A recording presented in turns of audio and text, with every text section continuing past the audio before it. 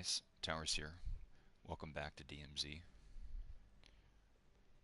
This is part 3 of gun alchemy, where we're going into how and why to build out weapons. We were focusing on ARs.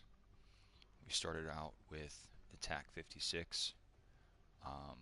What I would recommend as your first meta weapon, if you've been using whatever other ARs that you're comfortable with, whether it be the M4 or the Cast-Off 545.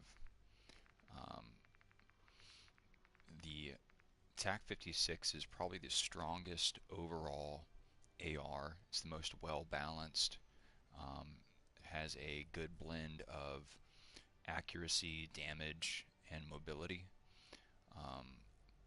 All of the handling characteristics on the weapon with no attachments are quite good. You can see here that the naked TAC has above average handling, pretty good mobility, above average accuracy, and I think the fire rate is a little bit slow, but you can use that to your advantage. For that reason, the accurate is, or the weapon is going to be accurate. You're not going to be missing a bunch of shots by trying to compensate for recoil, and you're going to be putting that damage into your target. That's generally the case with lower fire rate weapons. You have the ability to be more accurate with the weapon. You're not going to be wasting ammunition. You're also not going to be hunting and searching for ammunition. You're going to be able to conserve that ammo. So you very rarely run into ammo issues with the weapon. You can use other field upgrades even if you're solo. You don't have to worry about a muni box with that weapon. You can choose to bring in something else like a dead silence, anything else you want. The AP weapon, the AP or the anti-armor rounds, the AA rounds with the TAC are very effective because of its base characteristics. And we were building out a TAC from nothing. We were starting with just a basic zero attachment TAC, and I was talking about the most important thing you need to focus on with ARs is giving yourself as much ammunition in the magazine as you can. So before you start worrying about the optimal builds for all your weapons, you need to have them fully leveled up. You need to get all the way to the final level with the weapons tuning. The tuning is not as critical as you might think, and I would actually recommend for you to build out weapons without tuning first, and to get comfortable without tuning so that you can find a weapon in the game, whether it be off of a bot or a dead player, and take it to a workbench and fix it up and start using it in the match to maximum effectiveness, because you won't be able to tune the weapon in the game. You can't do any tuning at a workbench. So you want to be comfortable with a weapon without any tuning at all, even if you have all of your preferred attachments on there. Like this is my final build for my TAC, and I don't have any tuning, and that's so I can find whatever TAC is laying around, take it to a workbench, and throw on these attachments, and I'm already comfortable with how the weapon performs without tuning. So I can immediately start using the weapon to its maximum effectiveness, and I don't have to worry about, oh, I don't have my special min-max tuning on the weapon. I can't be as accurate as possible with it. That's not the case if you practice and train with a weapon without any tuning at all. So as you can see here, I have 4 tuning slots available, and I have no tuning at all on any of them.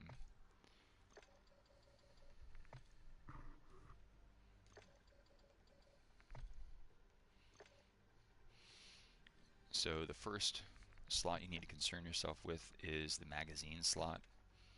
And with an AR, it's a sure bet that you can put on the maximum size magazine. And that's because you're having to kill each player 3 times. You have to defeat their overshield system, their armor plates. You have to defeat their base health, and you have to kill them from a down state. You're not always going to have a lethal. You're not always going to be within melee range, so uh, you need to be familiar with the damage profile of your weapon, and with your you need to know how much ammunition it's going to take to kill a player fully, or at least to break or down him with your weapon. Uh, so the 60 round mag on the TAC, and really any other weapon that has maximum, you want a 60 round mag on your M4. The M4 is a much higher fire rate weapon, so that's even more important with a weapon like the M4.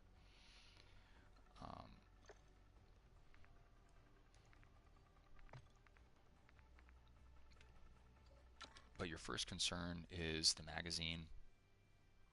If you only have cash or the time to put on one attachment, the magazine is the most important one. You should be able to use the weapon with its iron sights. That's one reason why we choose the TAC as a meta weapon, or why it is a meta weapon. It's because the iron sight picture is so good. You can see here that it's a very clear sight picture, and that's up and away from the rest of the weapon. So that puts your sights up in a high position that you're not having the rest of the weapon obscure your target.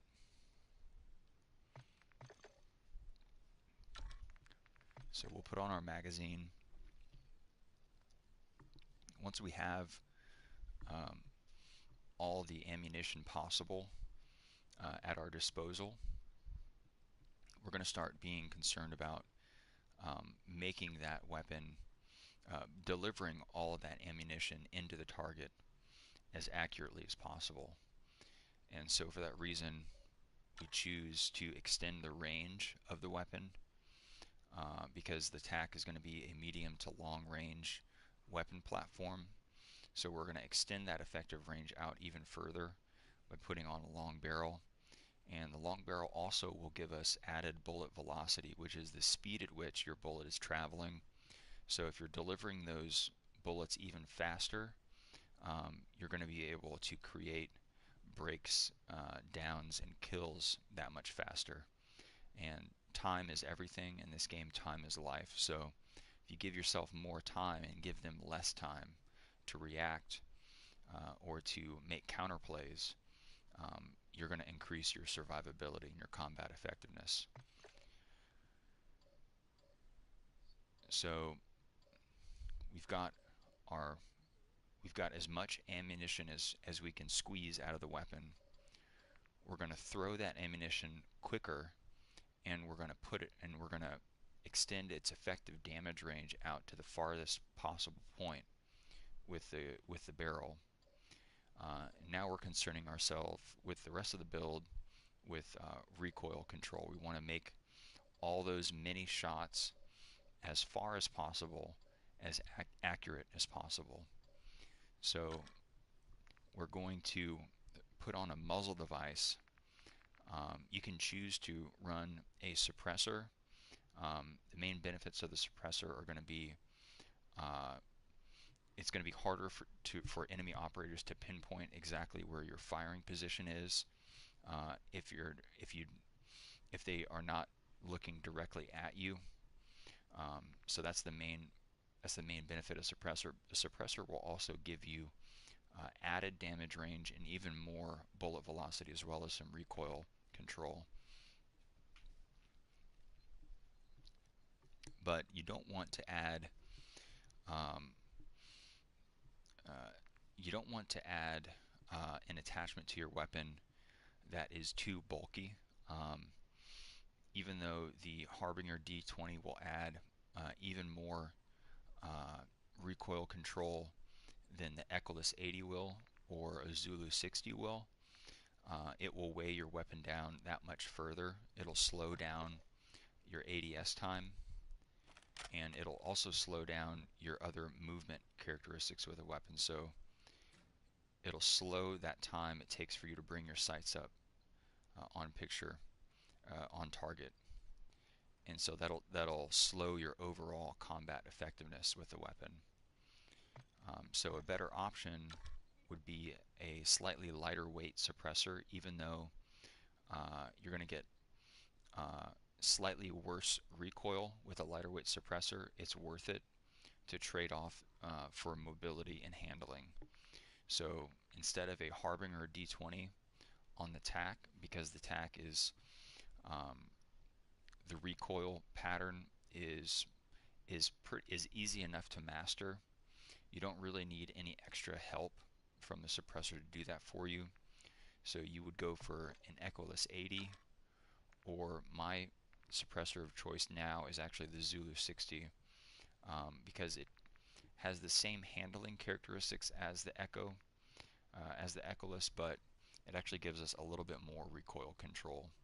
So you don't have any movement debuffs more so than the Echoless, but you do have more recoil control with the Zulu. So that's why we're going to choose to go with the Zulu. It has more recoil without the cost of less mobility.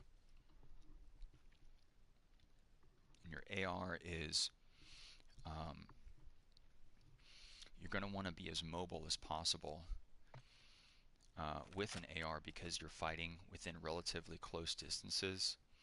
Um, you don't need to concern yourself with mobility at longer distances, but an AR's effective range is going to be anywhere from uh, 10 to 30 meters. So within that distance, um, if you're making yourself harder to hit while delivering as much damage as possible to your target, you're going to end up winning that gunfight.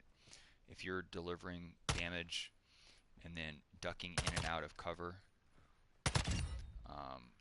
if a guy is putting an equal amount of damage onto you, you're going to be negating that damage output that he's putting in. So you're going to be maximizing your damage output while minimizing his.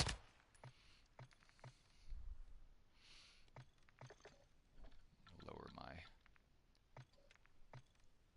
sound a little bit more. So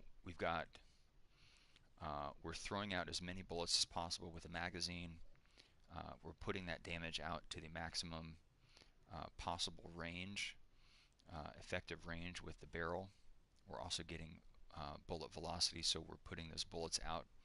We're putting those bullets into him in a timely fashion.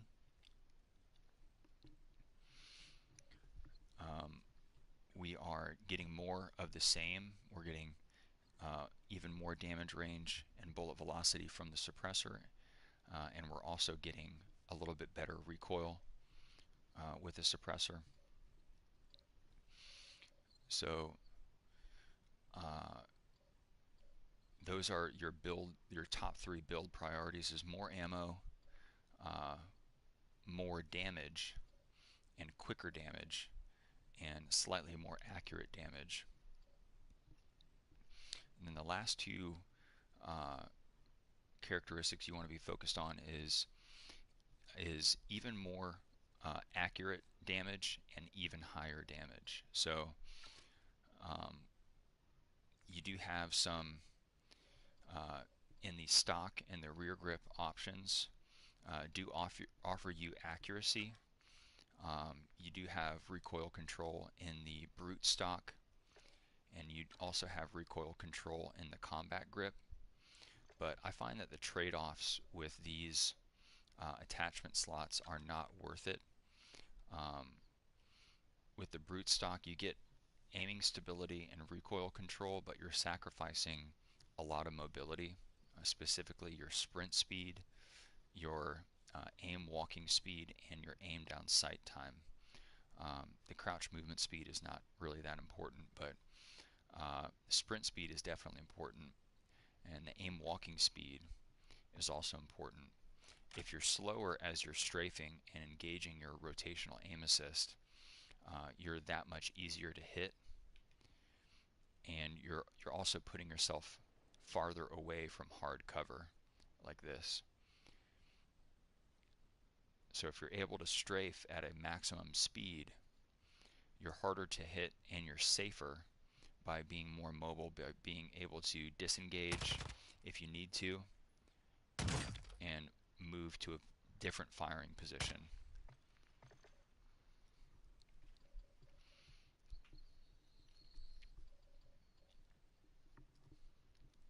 The reason we won't take a combat grip, even though it gives us recoil control, is that it takes away from our aiming stability. Aiming stability is this weapon sway effect that you're getting as your ADS. So I got some stick drift here on this controller, but as you're aiming, you can see that that front sight post is swaying around, and that's actually going to affect where your shots are going to be landing. So the less sway you have, the more overall accuracy you're going to have with the weapon. So even though you're going to have a higher amount of recoil control with the weapon,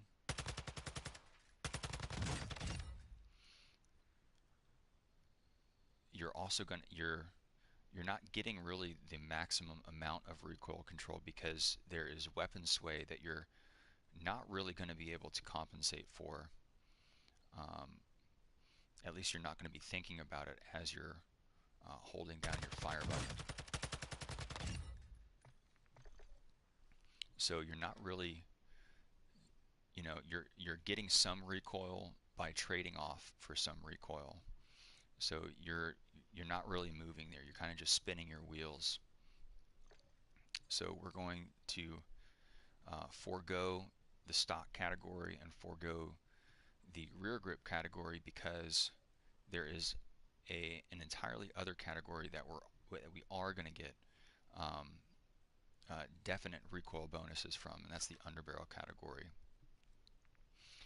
And for an AR, really for any weapon, whether it be a sniper, an LMG, or an AR, you want to stay away from bipods because the only time a bipod is working for you is when you're mounted up. You're going to be doing most of your fighting in a run and gun style. You're going to want to be as mobile as possible, so you're not going to want to rely on your bipod to give you that accuracy bonus. You're going to want to rely on your positioning, your movement, and your ability to engage rotational aim assist. And rotational aim assist is the reason why the controller input has advantages over a mouse and key setup. So rotational aim assist is regular aim assist is going to be just a passive kind of effect when your crosshairs are hovering over, near, or around a target, and you're going to have some assistance from the game to stay on target.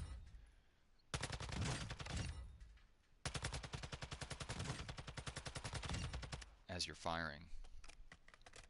but rotational aim assist kicks in as you're strafing left and right, keeping your crosshair centered on your target.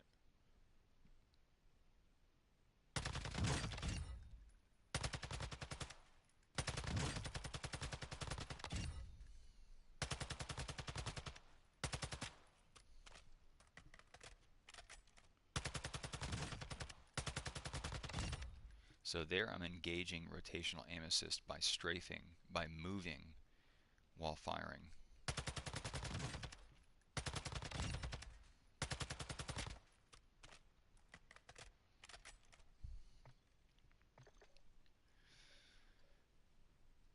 So we're going to lean into that, and so that's why we're staying away from bipods. And on an AR, we're going to stay away from vertical foregrips, from straight foregrips, because all of the straight foregrips in the game are going to give you some variation of hip fire accuracy, which is not a concern when you're using an AR, because an AR is going to be used at medium and long distances. So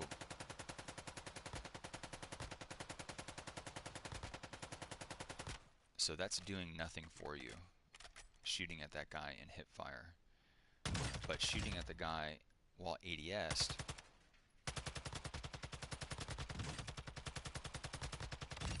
is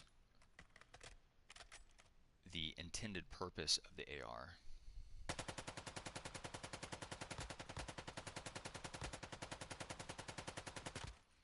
So I hit that guy maybe 4 or 5 times out of a 60 round mag.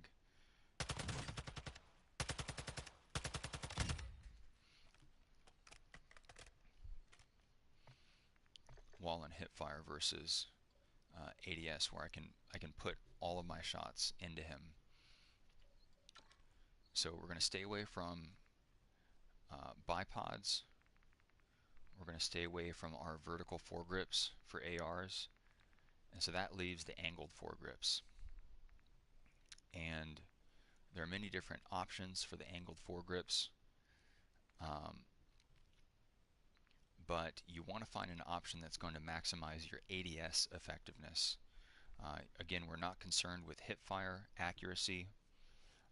On an AR, we're concerned with aim down sight accuracy, because that's how we're going to be using the AR. We're going to be focus firing with the AR at medium and long distances. So the FTAC Ripper is a popular angled foregrip. A lot of people use these on ARs, but there are much better options, for the reason that the Ripper, one of its bonus characteristics is it gives you hip fire accuracy, and again, we are not concerned about hip fire with an AR. We want to go for ADS accuracy. So what that means is we need to prioritize aiming idle stability and recoil stabilization, recoil smoothness, and recoil control. So there are a couple different options you can use on an AR. The Commando and the Edge 47 are good options, as they only give you aiming idle stability and recoil stabilization at the sacrifice of just a little bit of ADS time. We're going to ignore the Gravedigger and the Ripper and the Clean Shot and the IMP-44 and the Tiger, as they all give you hip fire accuracy, so they're going to give you less of aiming idle stability and recoil stabilization, and they're going to take away from your mobility. Not only are they taking away from your ADS time, but they're also taking away from your walking speed or aim walking speed. So they're just less mobile. So we're going to focus on something like a shark fin or an agent or a sink shot or a drop grip, or a nexus. And so my preferred angled foregrip on the tack and on ARs generally is going to be the Nexus, because I'm sacrificing just a sliver of ADS time, but uh, I'm actually gaining aiming idle stability and recoil stabilization. So what that looks like is I'm getting this weapon sway mitigated as much as possible, and I'm getting better recoil with it.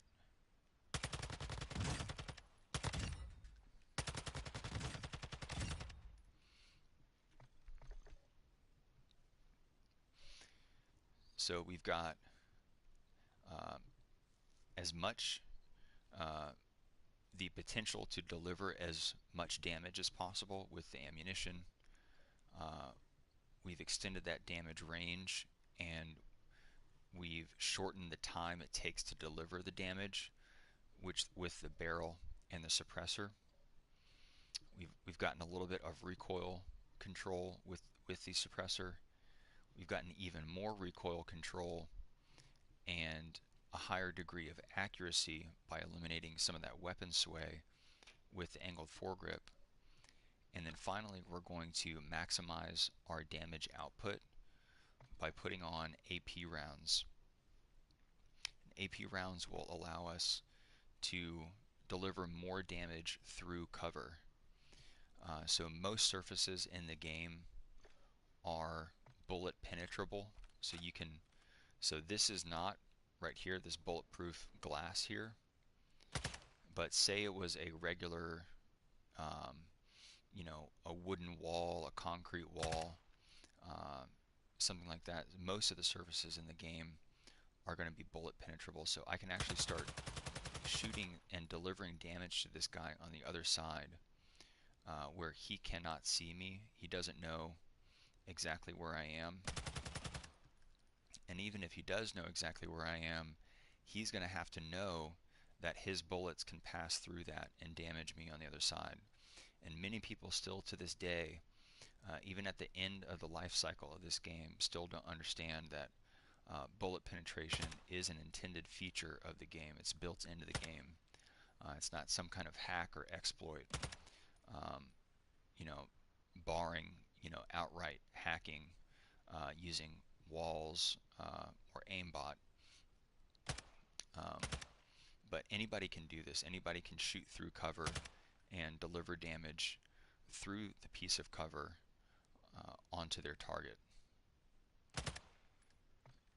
And the AP rounds are going to be our ammunition type of choice, because they're going to be working for you in any situation, or in most scenarios. These other ammo types are more specialty. Like for example, the hollow points only work if you're hitting them in the legs. The frangible is only working for you if you've already broken his armor. It's only going to affect his base health regen speed. The overpressured is only going to work at its maximum effectiveness if you have a high fire rate gun, something like a M13 Bravo, a Tempest Razorback, a M4 in the AR category, or some of the high fire rate SMGs like a Bass P, a Vel 46, something like that. You're going to get more out of that ammo type if you're using a high fire rate gun, and that's because um, if you're using a high fire rate gun, or if you're using a lower fire rate gun like the TAC, you're getting some amount of weapon flinch, him, being forced to look up basically. Um, but you can power through that, especially at closer ranges. If you're close enough to somebody, like at this distance, or this distance, your weapon is not going to be kicking as often with a low fire rate gun, so you might actually just force him into hitting headshots on you by using overpressured rounds on a lower fire rate gun. But if you're using a higher fire rate gun, like the M13 Bravo,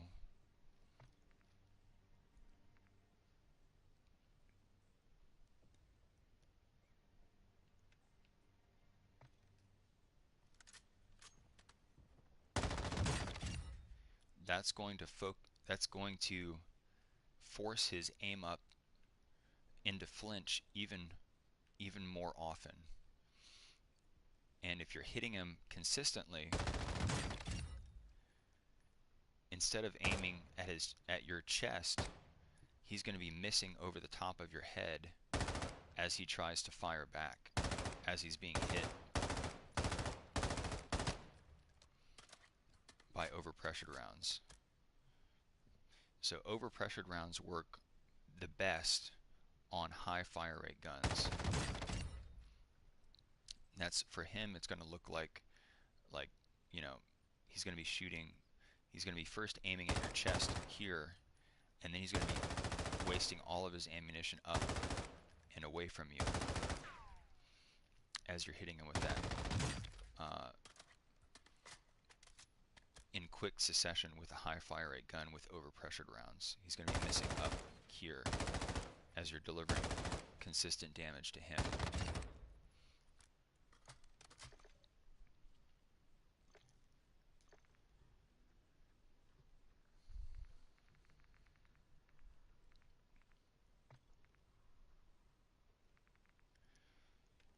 So that's a final meta build on the TAC 56.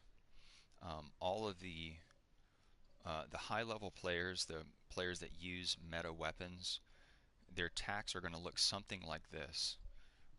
They may have a suppressor of some variety on there.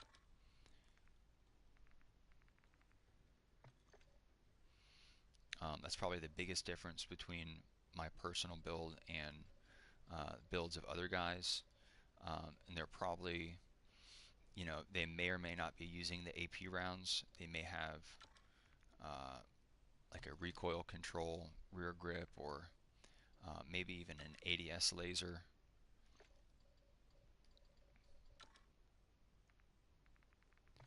Like the OLE5, or they may have some kind of accuracy stock, like the brute stock, or they have some kind of optic system.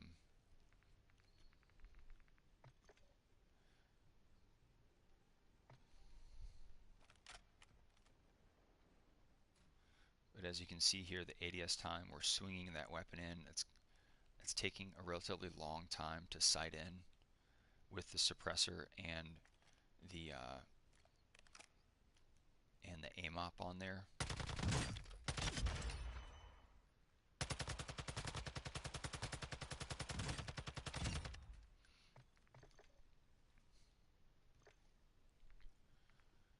But this is what my recommendation would be for how to build out the TAC. I do have gold on the TAC.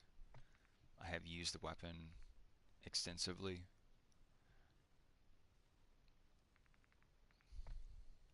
And all of my camos, I don't have any other game modes for Modern Warfare 2. I only have DMZ, so all of my camos that I've earned have been through DMZ. That's taken a long time.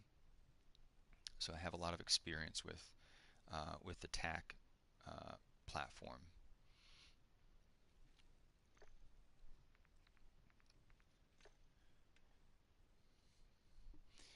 And so what we're going to do now is we're actually going to go into a first build on a weapon that I don't have familiarity with. Just really quickly, some other meta weapons that you will want to consider starting to use besides the TAC are going to be the Cast-Off 74U, the M13 Bravo, the Razorback, the Advancer, and the Geist. and we'll go into those later. But what we're going to do now is actually we're going to build out the Lockman 556.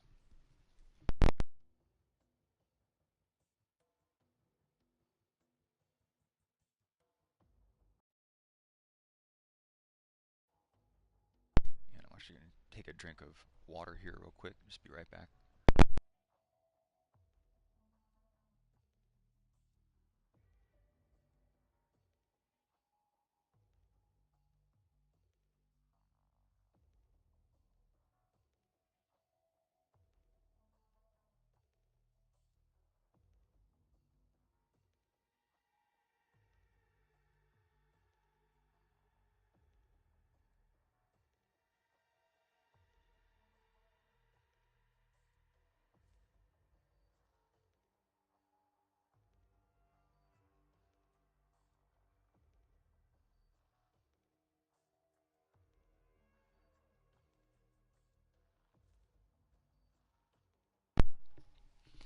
So this is a weapon that I come across a lot as ground loot.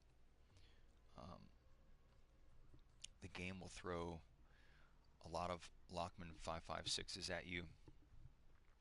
Um, they're never going to be built out uh, properly, and rarely you'll get a Lockman 556 with the maximum um, magazine size. Usually you're going to find a Lockman with either a 30 round or a 40 round magazine. But this is a relatively high fire rate weapon. Um, the 40 round mag is going to be the bare minimum, in my opinion, on this weapon. Uh, but I want to try to build this weapon out with a 60 round mag because of its high fire rate, and because that's going to I have a higher potential of missing shots with a high fire rate weapon, even if I have a mastery of its recoil profile down. So that's so we're going to start out with uh, with the 60 round mag on there, and we're actually before we start adding any other attachments, we're going to take the weapon into the firing range and try to get a handle on the recoil profile of the weapon and the other handling characteristics of the weapon. For example, how quickly we're able to move with it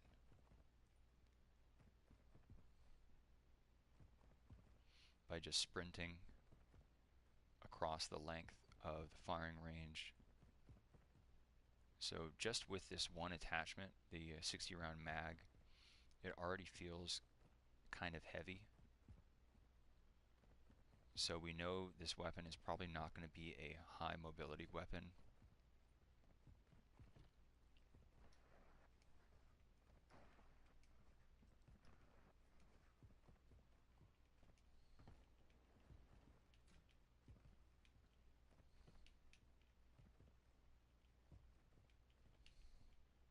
And we're just getting a feel for how the weapon behaves.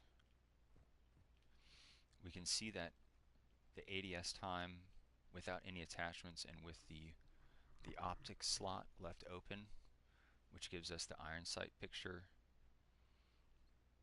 is quite good. It's very quick, and the iron sight picture itself is really good. We have a clear and distinct front sight post with minimal obstruction um, from the front sight post guards, that kind of bullhorn U up in the front, so it cannot be mistaken for a front sight post if I have it over the target. And the rear sight is minimal is you know, for the most part it's minimally obstructive. I don't have a lot going on back here. Um, it's pretty graphically clean. We just have a couple angles. It is kind of fat, so I can accidentally obscure a target with the rear sight if my centering is way off. But if my centering is good, then the front, the sight picture remains clear.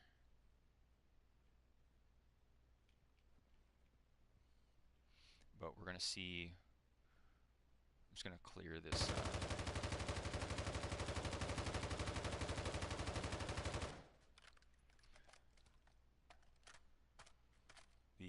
these weapon these bullet impacts are just really just stickers, so we're going to create more stickers over here and clear some of these up.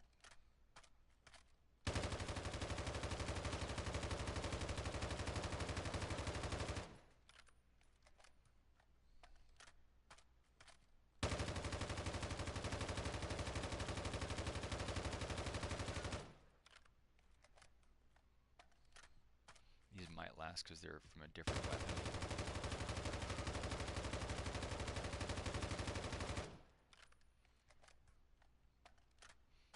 Alright, so we're just going to work around it, but we're going to go into full auto and just see what the recoil pattern looks like while ADS'd.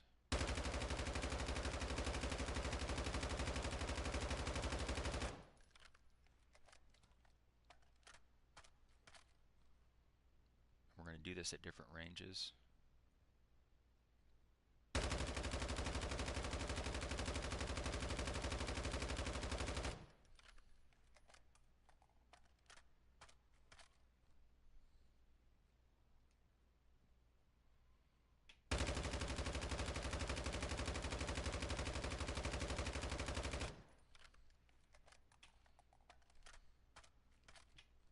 So we can see at different ranges that it's going to start out relatively vertical with a high amount of kick, and we can see that because there's a lot of spacing in between these initial rounds, and then it kind of takes a hard veer to the right and becomes mostly centered after that. The last, half to quarter of the magazine. So we're going to start shooting with the weapon at all these distances, 10, 20, and 30 meters, to get a sense of how this thing feels without any attachments and to see where we need to go from here.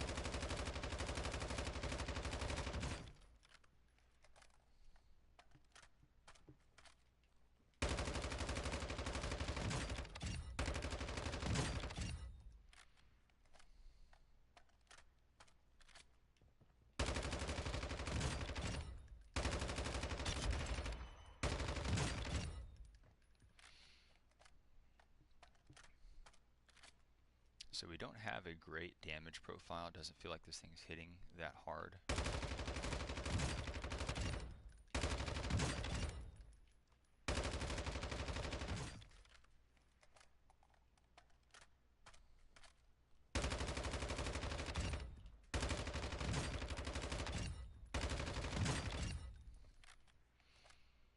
But we're mostly concerned with its accuracy because even though it's not hitting that hard. If we can get all those relatively low damage shots to hit, we can kind of boost its damage that way.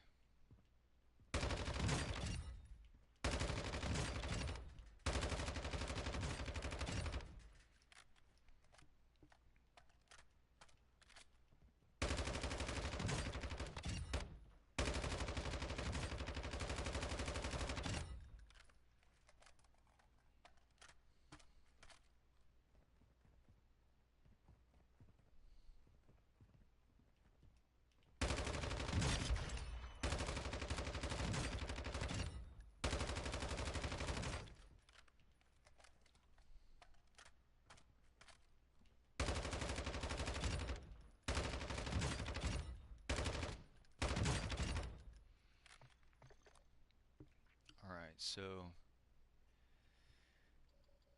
we are going to forego the optic slot entirely because the iron sight picture is definitely usable, and we don't want to slow down our ADS time unnecessarily by putting on a redundant optic system. So now we've got a free slot, so we can use that. Instead of an optic, we can put on some other type of attachment. So let's take a look at what we have for our options. We have a recoil stock here, the LMS factory stock.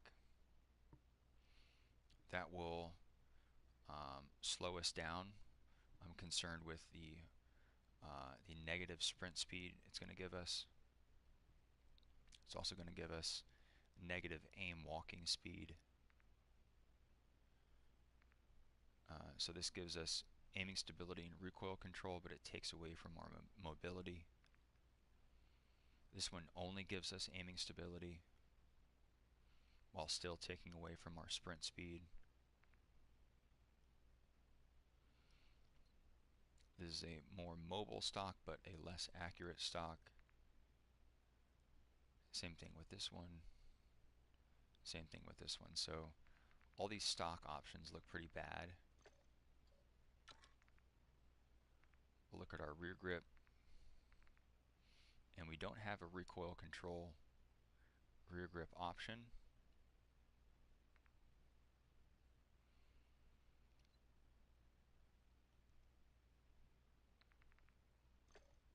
So we're probably going to skip over the stock options and the rear grip options entirely, along with an optic option. So we know we have the rest of the categories we can play with are going to be our laser, our barrel, our muzzle, our underbarrel, and our ammunition. So the first thing we'll look at is the barrel. So we have a longer, heavier barrel here.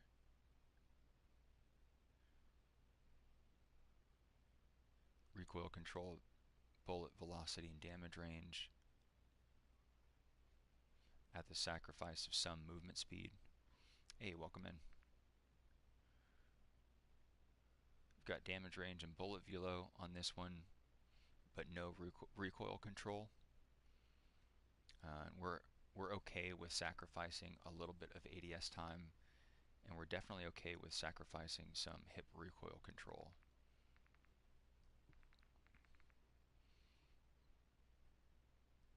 We've got a heavy barrel that's about the same length as our stock barrel.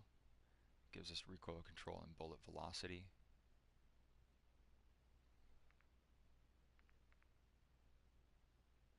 And we've got a lightweight barrel.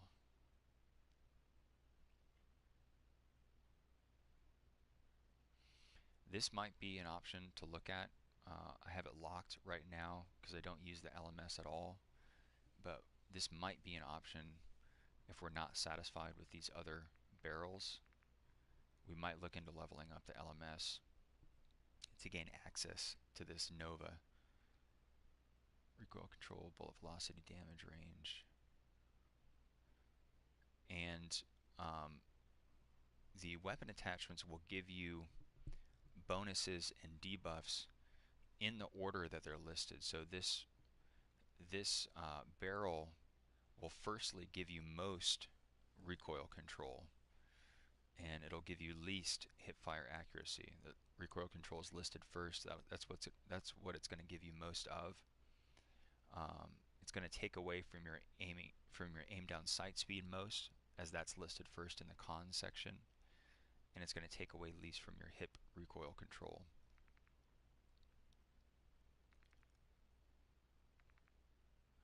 So we can see a difference between these two barrels.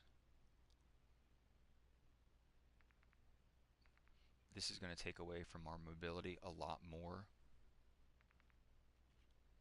than this one would.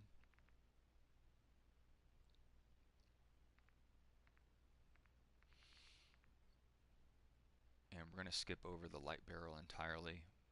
We don't want to make the weapon any less accurate.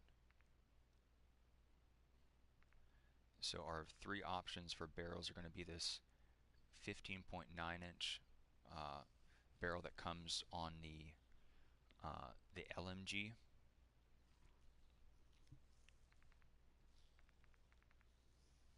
We're going to take a look at this 10.6-inch heavy barrel,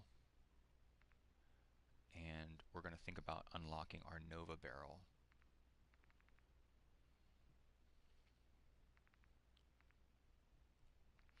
And just to show you, just to slap this on,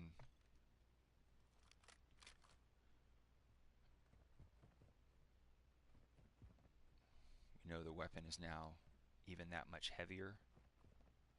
With the long, heavy barrel, we can feel that in the movement.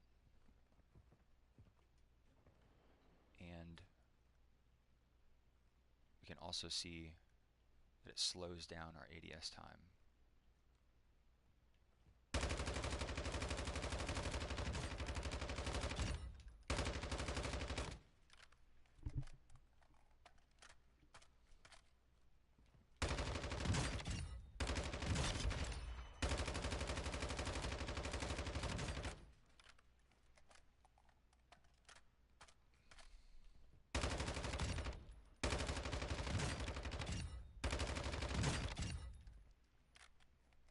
We know that we're going to have to put on some more attachments, that it's going to further slow down our ADS time.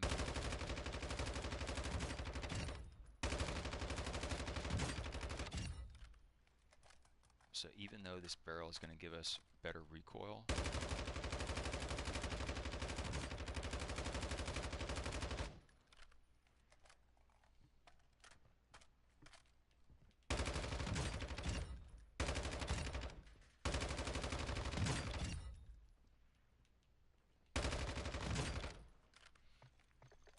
it may not be worth it for the mobility debuffs that it's going to give us.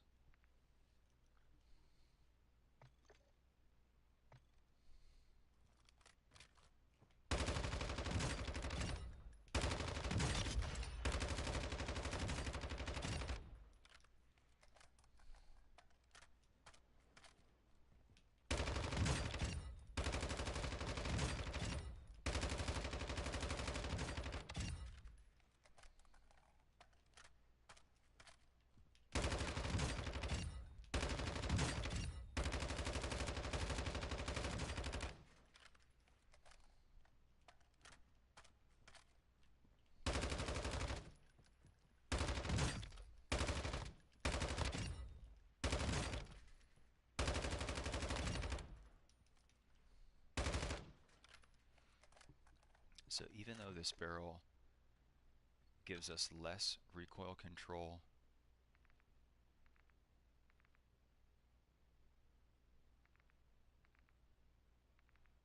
well, it looks like it gives us about the same amount of recoil control as the longer barrel, but we're not going to get as much damage range or bullet velocity from this thing, which is okay, because if we can't hit the shots, it doesn't matter how far the shots will damage out to. So we know that we're going to skip the 15.9-inch heavy barrel entirely. So now it's down to the 10.6 inch and the Lockman Nova.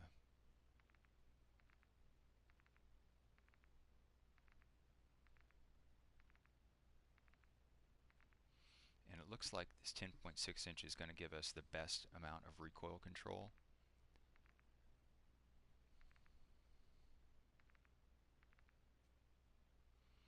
But the Nova is going to give us maybe about half as much recoil control, but we're going to get more damage range, more bullet velocity, and even better mobility with the Nova. So we might look at unlocking that Nova.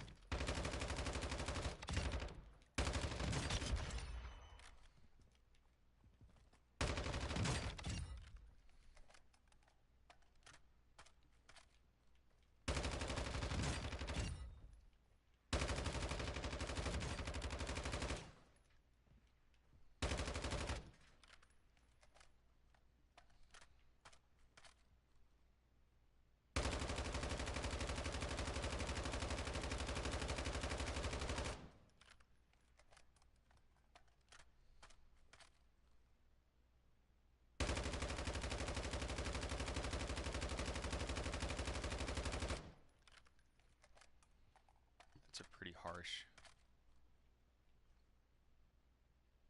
snake up there.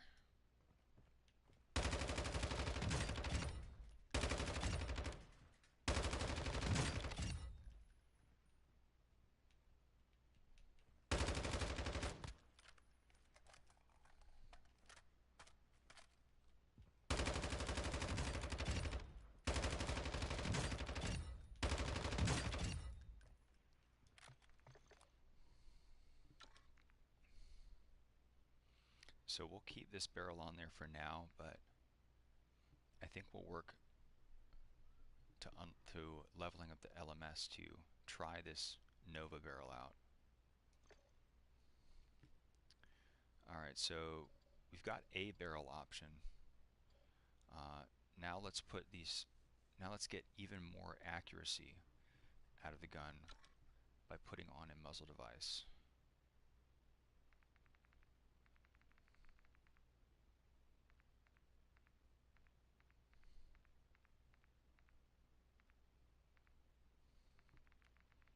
So we do have the Komodo Heavy for some horizontal. It's going to hopefully mitigate some of that.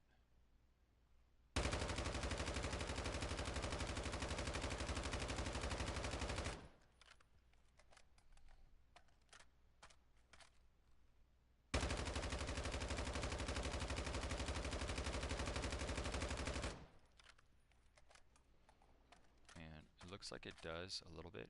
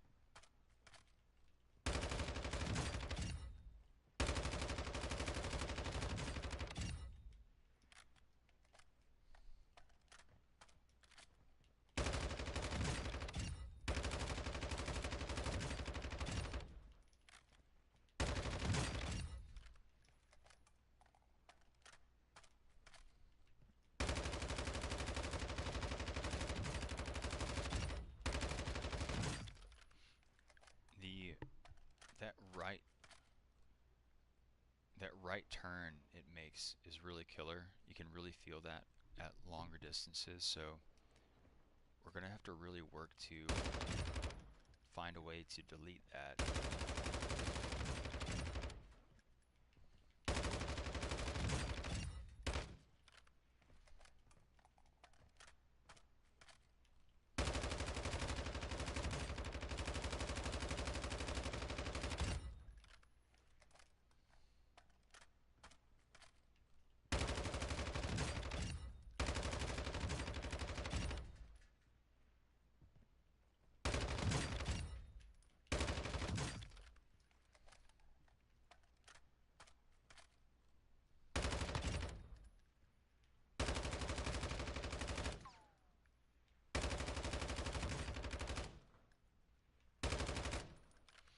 And I'm strafing to the right mostly because to the left we're a lot more accurate because we're pulling kind of with the recoil.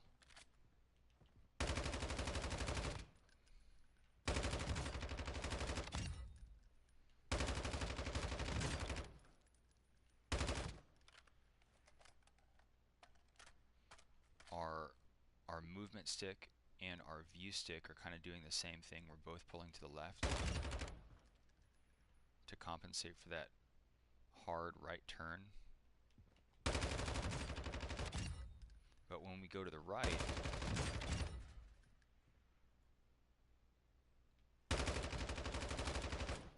you can see we start missing a lot more until we get it to really latch on.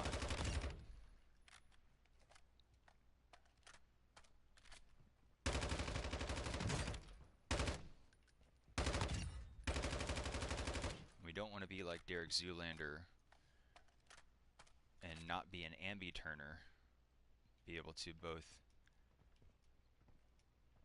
strafe left and right. We don't want to have to try to rely on left hand strafe all the time. This guy is not going to wait for me to get back over here to start firing at him in between cover.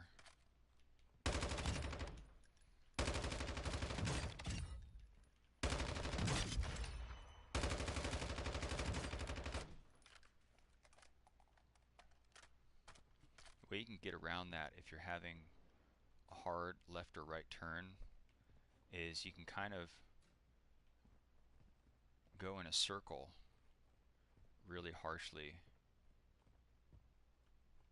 rather than just strafing one direction or the other to engage your rotational aim assist. If you kind of go in a small circle with your movement stick, you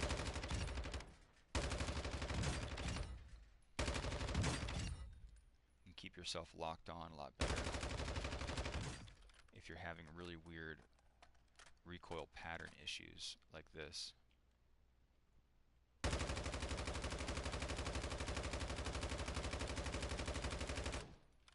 can see it hooks really sharply to the left, or to the right, sorry, right here. It's mostly vertical and then really sharp hook to the right. And even in this vertical, we're getting some dancing left and right, back and forth.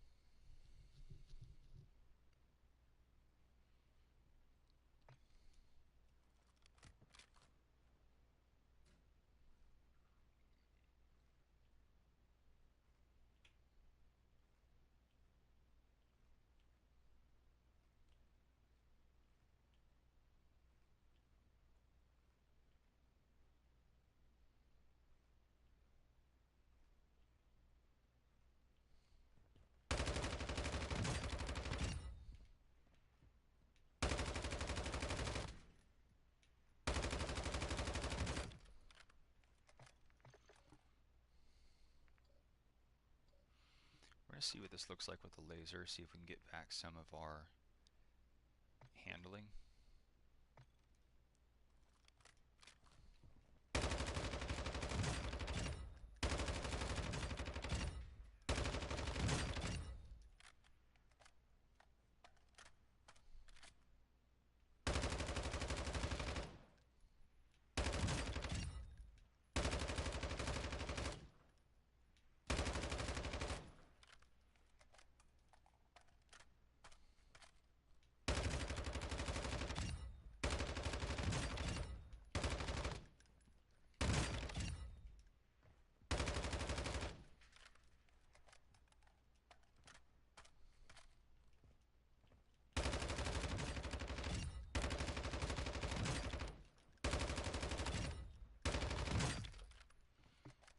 We are able to get a lot of our handling back, but I also don't want to rely on the laser because I'd really like to take AP rounds on this like I do on all of my other ARs.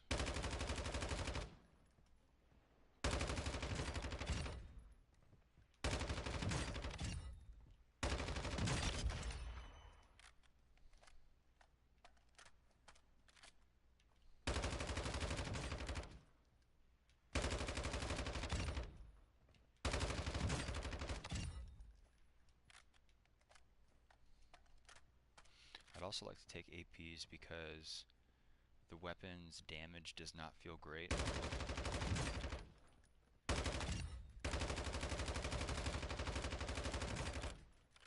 And the fire rate is not high enough to where we can ignore that because the time to kill is lower.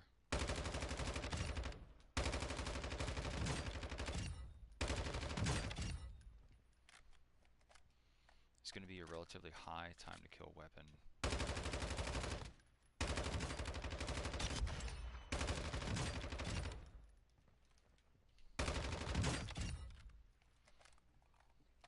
It looks like it will break or down with about 10 rounds, which is kind of the average for ARs, plus or minus.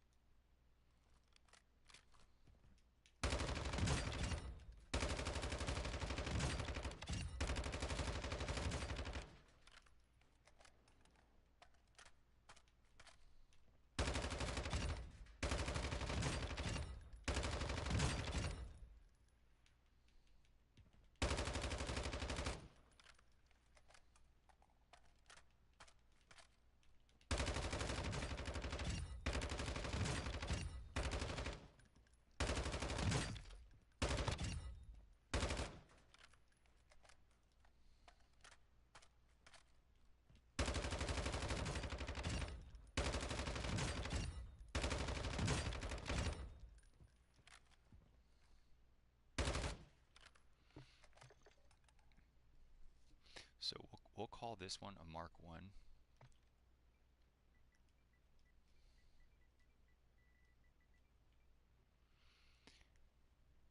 And we're going to work to unlock the Nova barrel, and that may afford us the ability to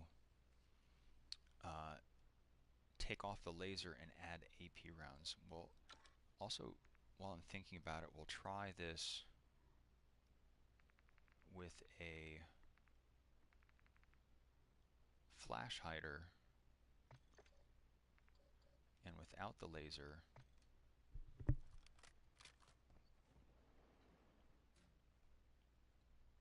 We're getting some of that ADS time back doing it this way.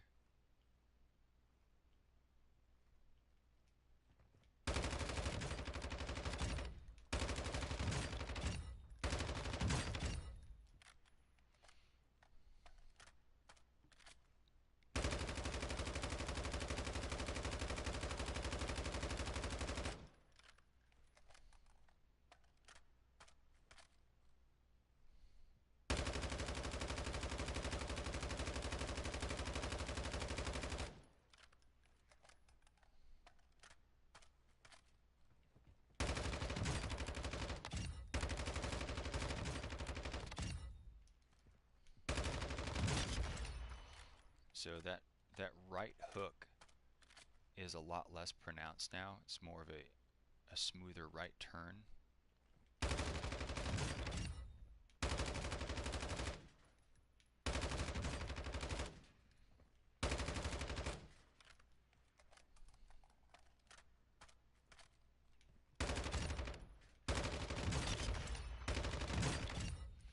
And the flash hider is going to be lighter than our Komodo Heavy.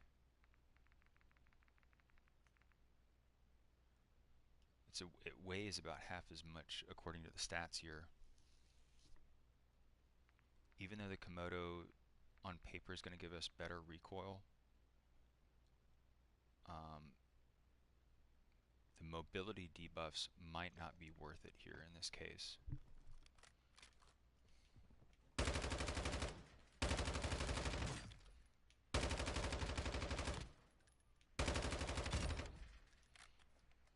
Because the weapon already feels kind of heavy with the magazine alone.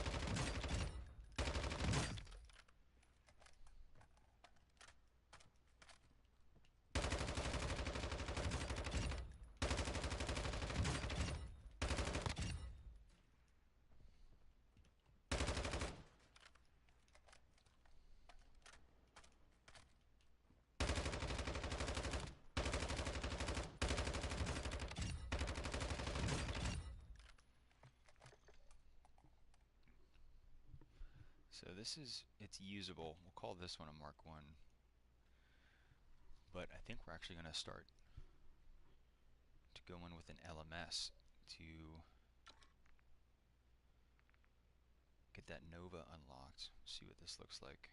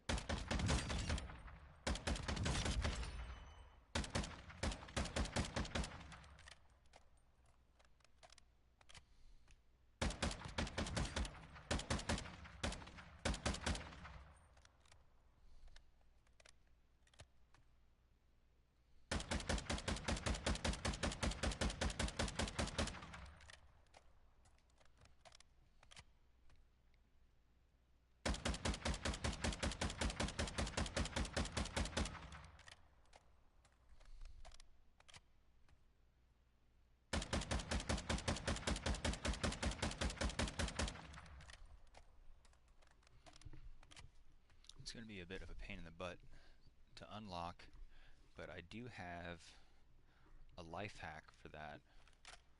That is Koche Complex.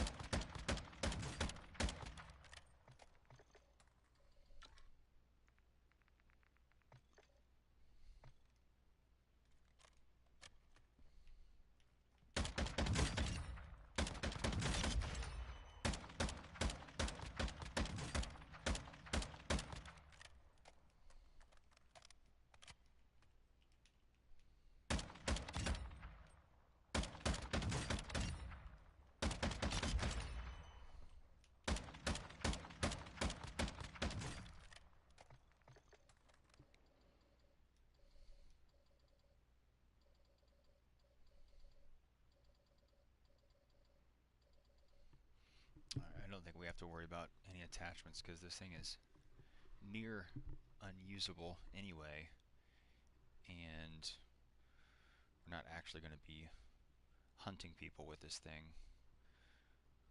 We might fend off the odd bot, but that's probably about it for this thing. Let's actually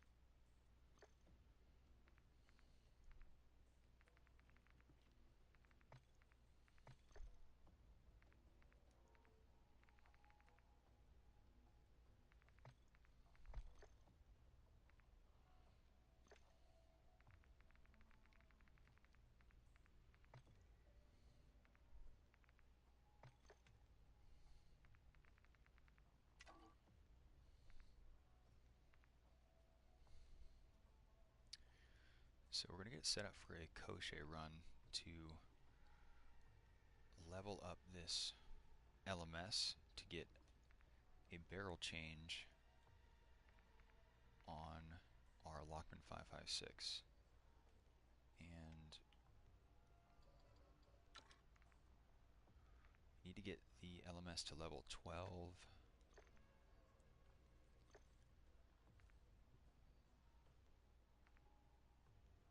To level 5 right now. Okay, so not quite max level, only 13 levels on the LMS.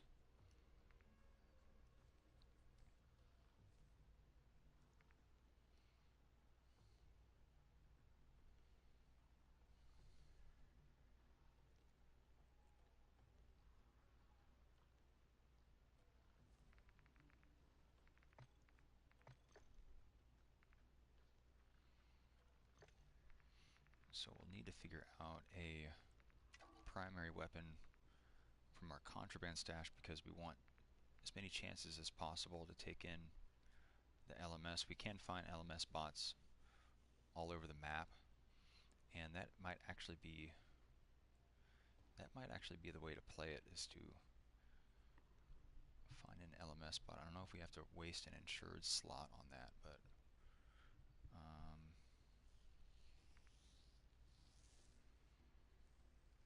let's see. Let's see if we have anything that will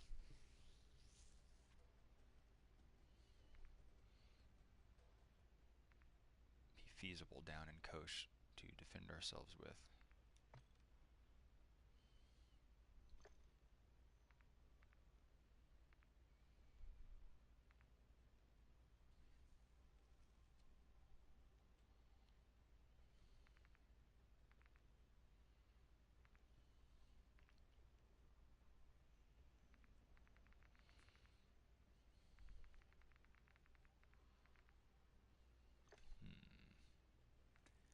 See, do we want to waste an insured slot on an LMS when we can just find them?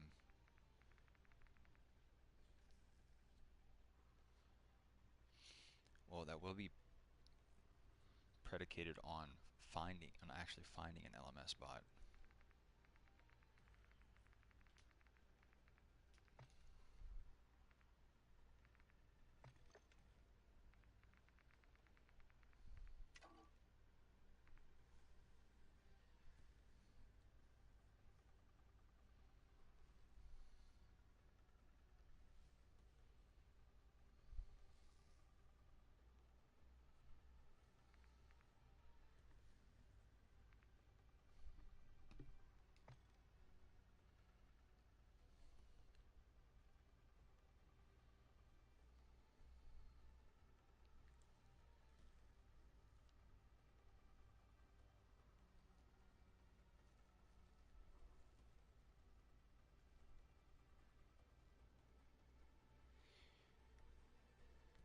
Maybe we take in this M4 and fix it up.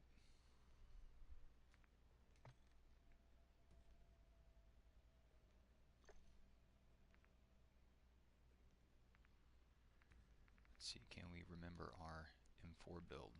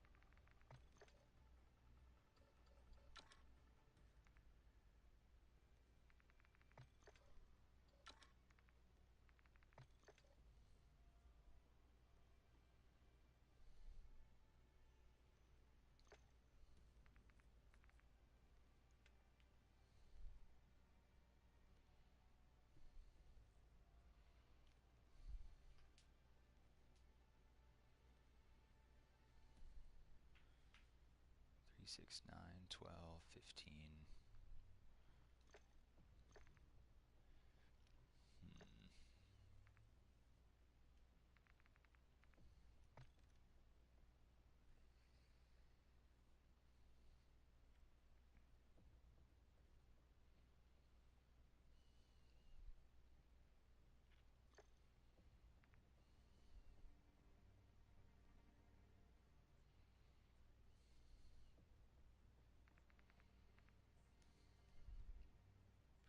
Don't really want to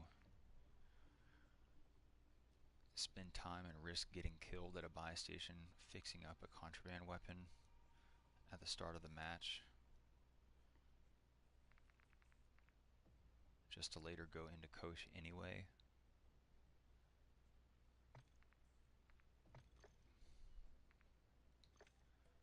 So I think what we'll do is we'll just bring in the LMS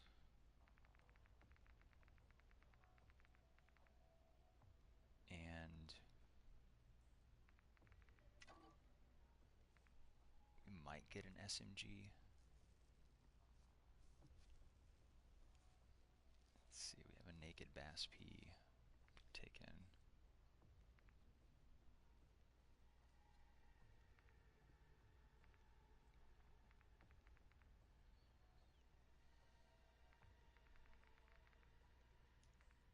Let's see what our Bass P build is here.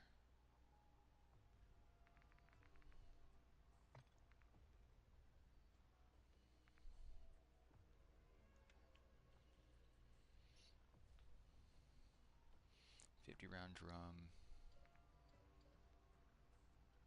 optic, D37 for recoil.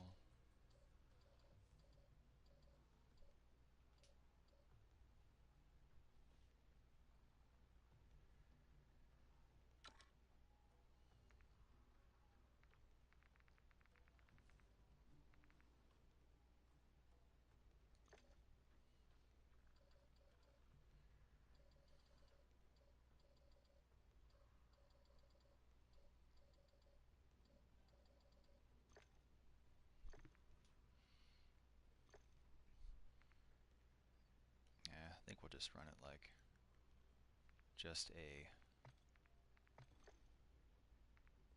the LMS.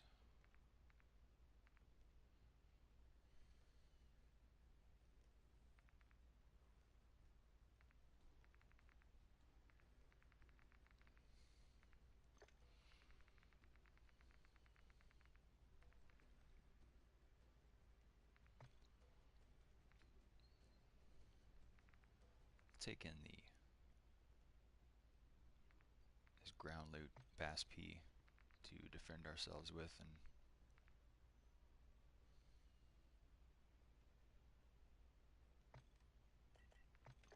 taking a couple grand for plates. And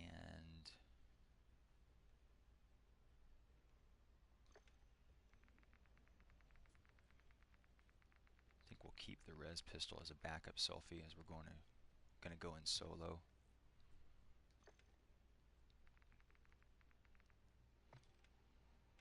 And let's take in an L2 card to maximize our XP with the LMS for more doors, crates.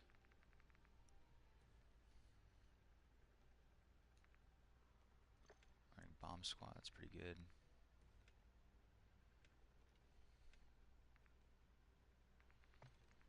See if we have any fun missions.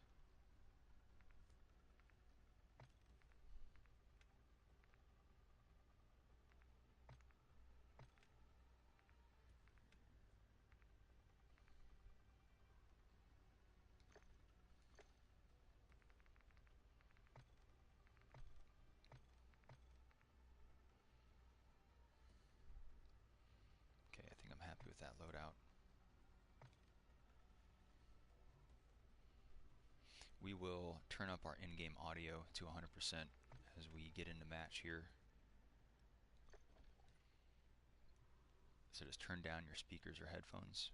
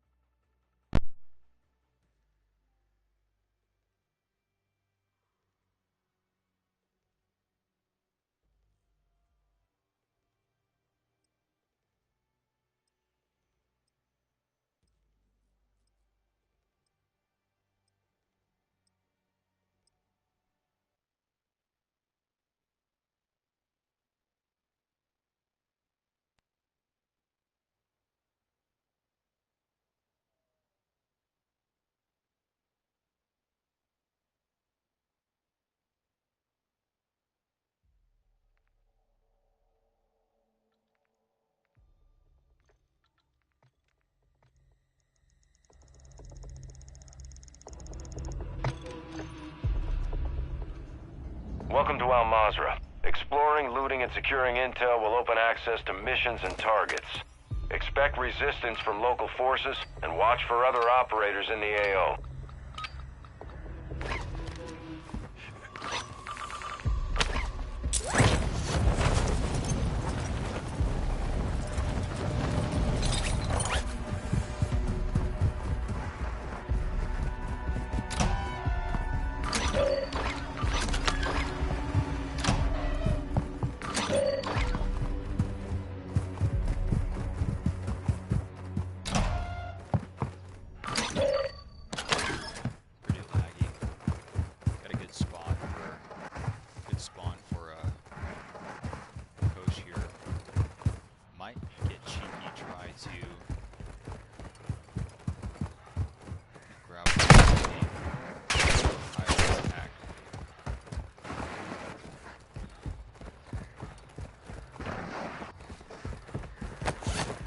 Ultra One, be advised, an operator in your area needs medical.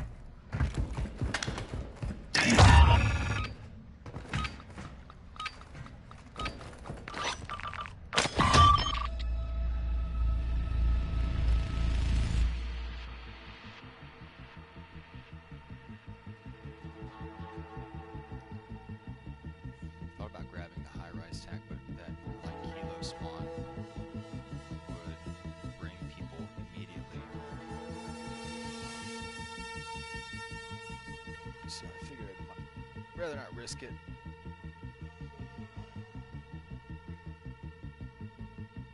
Just get in to Kosh to fulfill my objective, which is to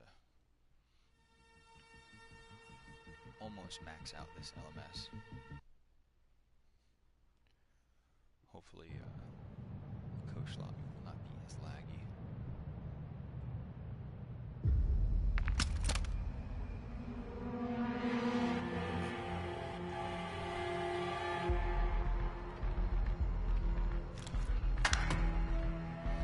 Stowed my pass P so that I wouldn't risk it getting deleted.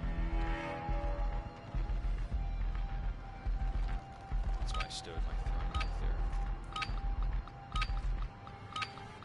Ultra One, we're getting comms interference. Advise you look for markings to navigate through the area.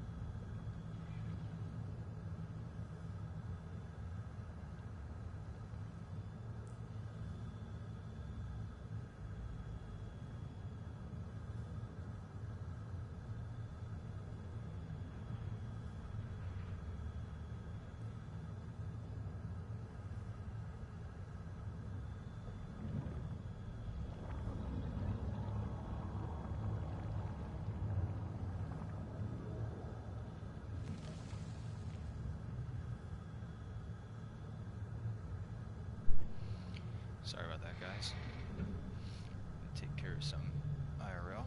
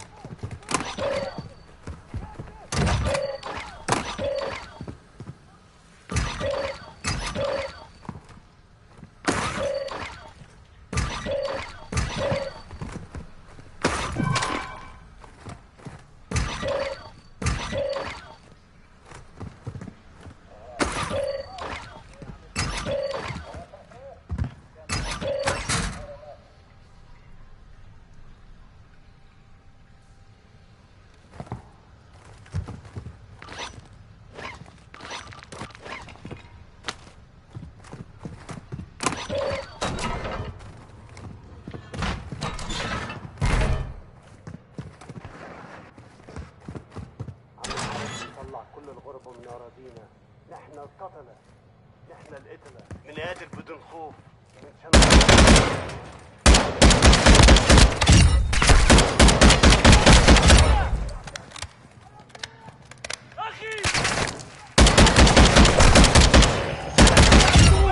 Ultra One, there's increased enemy activity. Ultra One, you've got hostile reinforcements incoming.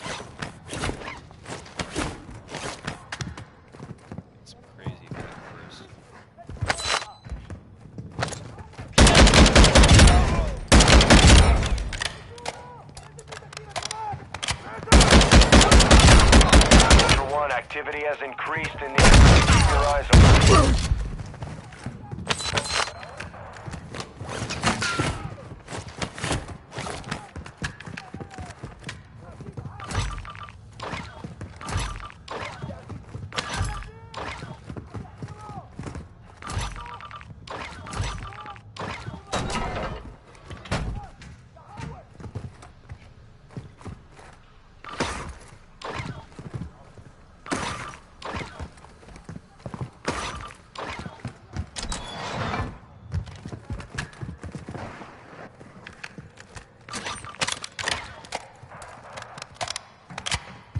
I need high-cal rounds.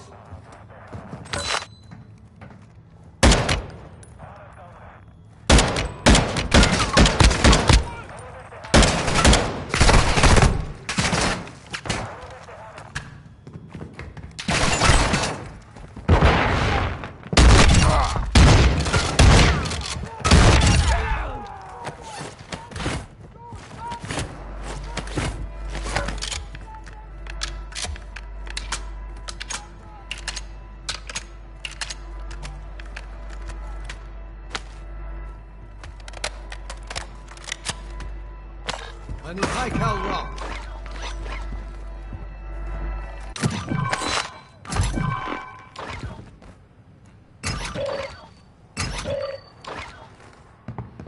Major back and burst, man.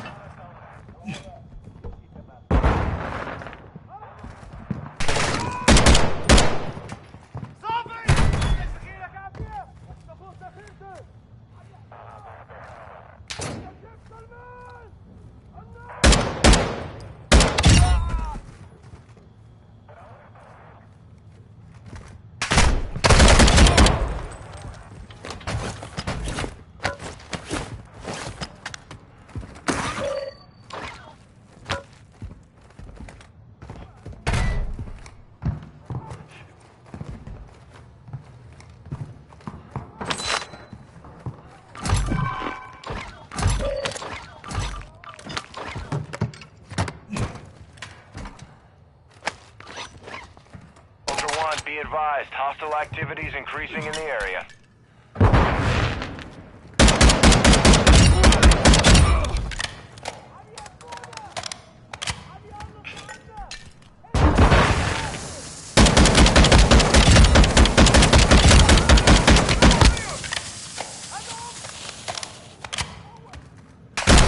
High cal rounds.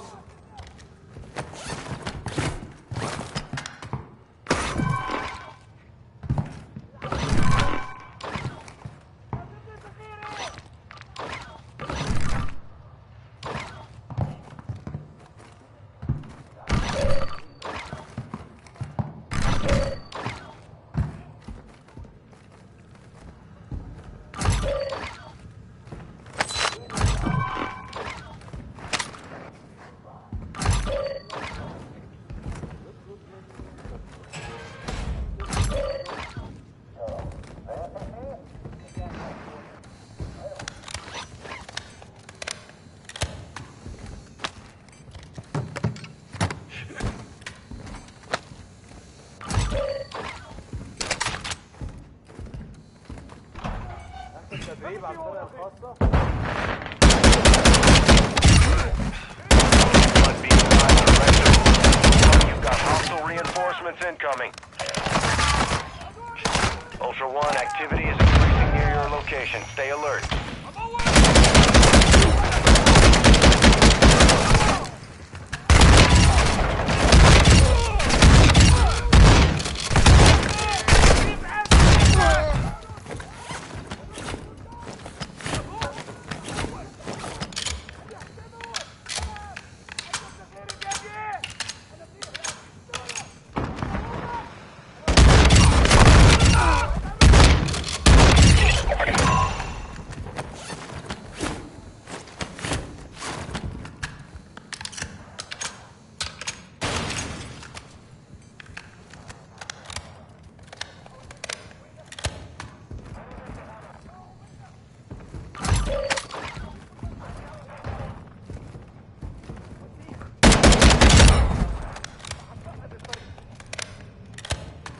I need high cal rounds.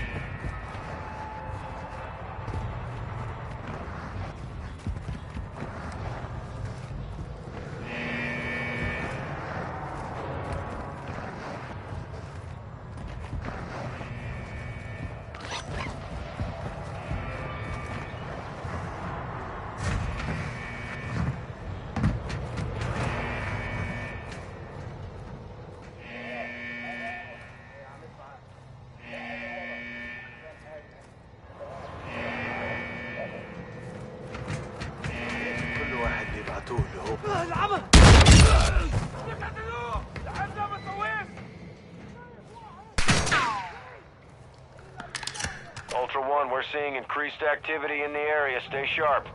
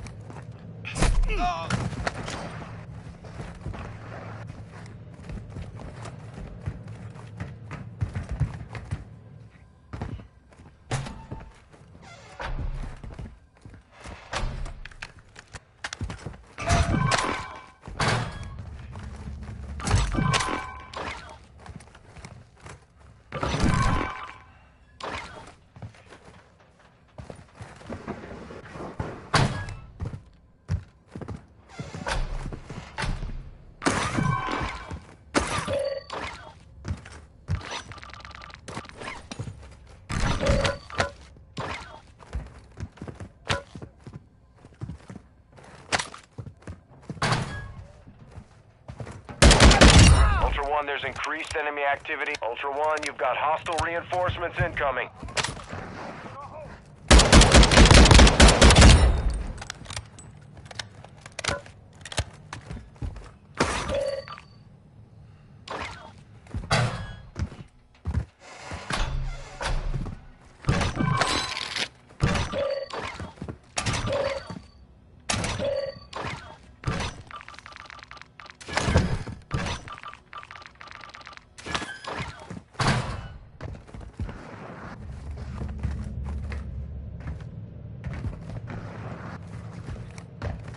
Ultra One, activity has increased in the area. Keep your eyes open. Pass your common gear and equipment. Other stationers.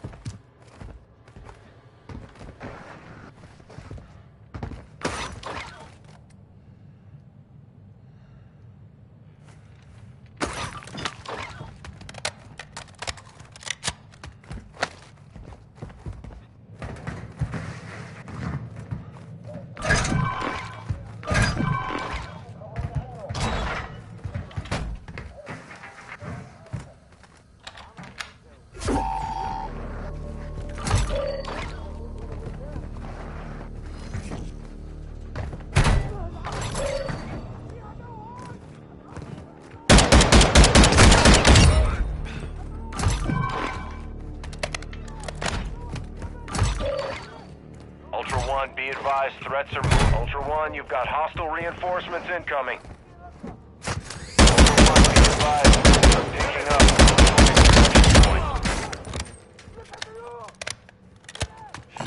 And in high cal rock.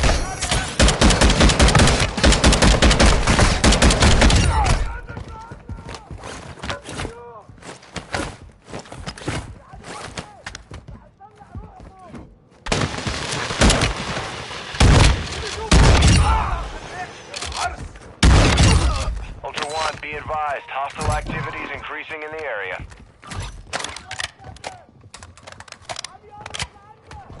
I need high cal rock.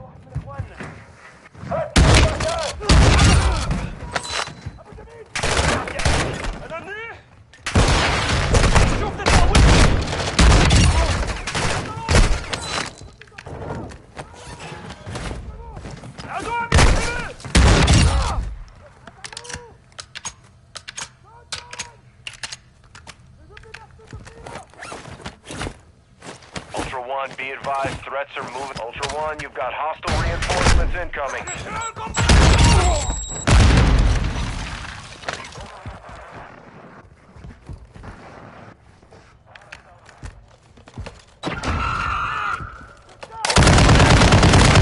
Radiation through to extraction when able.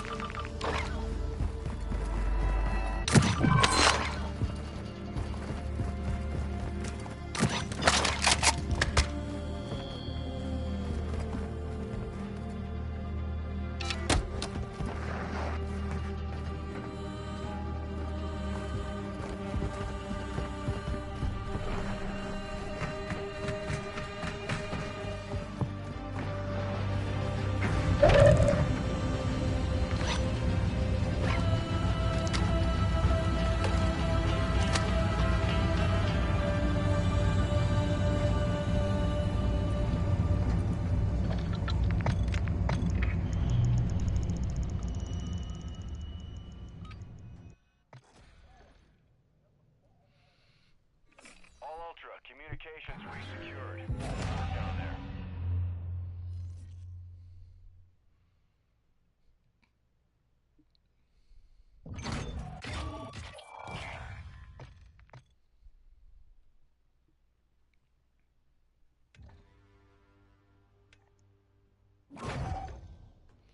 Alright, so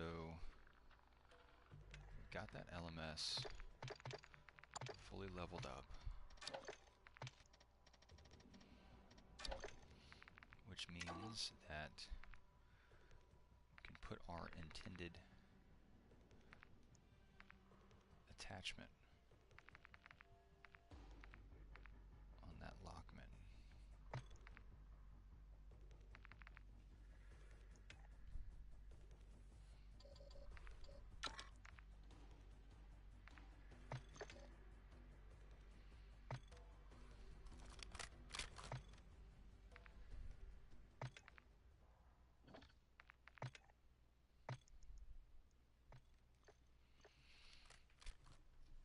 So let's take a look at this thing.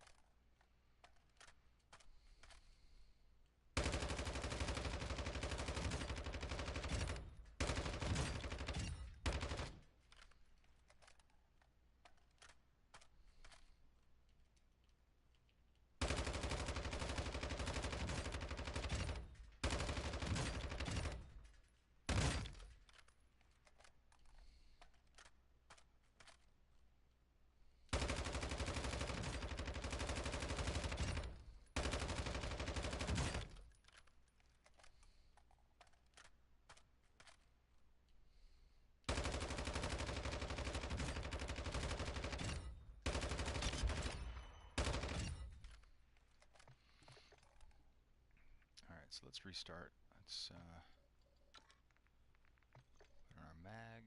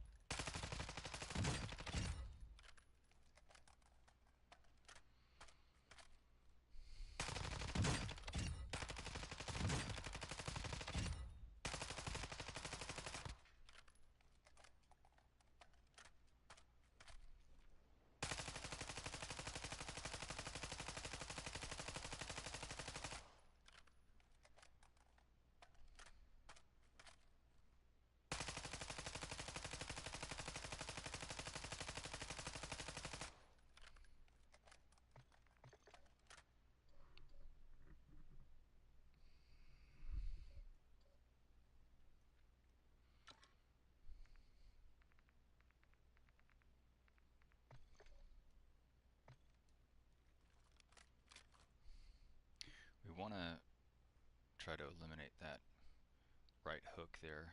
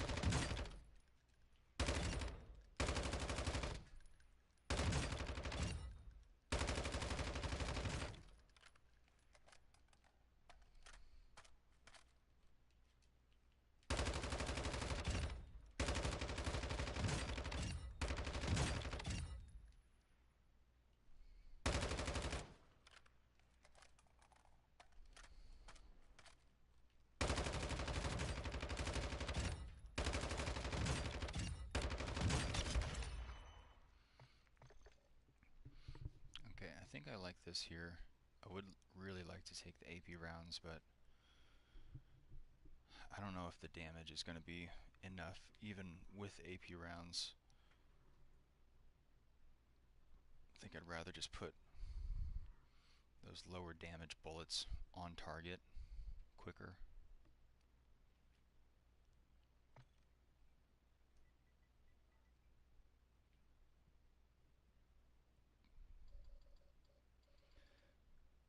So that's a full gun build.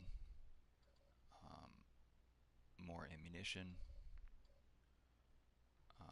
Reach out further and faster with a little bit of recoil.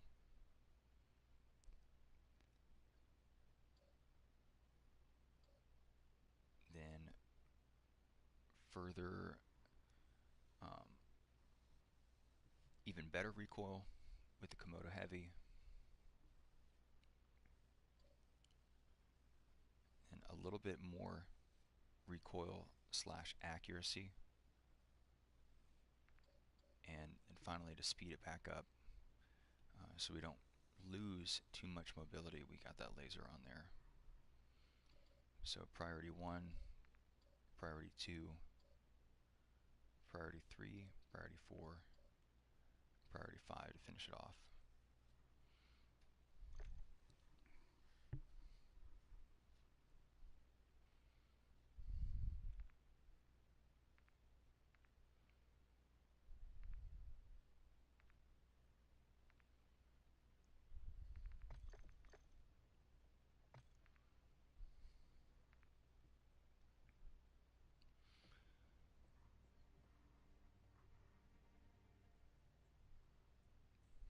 So yeah, not the highest damage AR by far,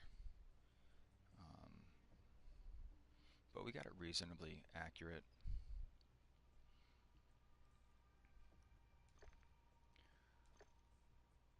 But guys, I'm gonna cut this one here. Thanks for tagging along. I hope you had fun. Hope you learned something. And I'll catch you guys soon in the next one.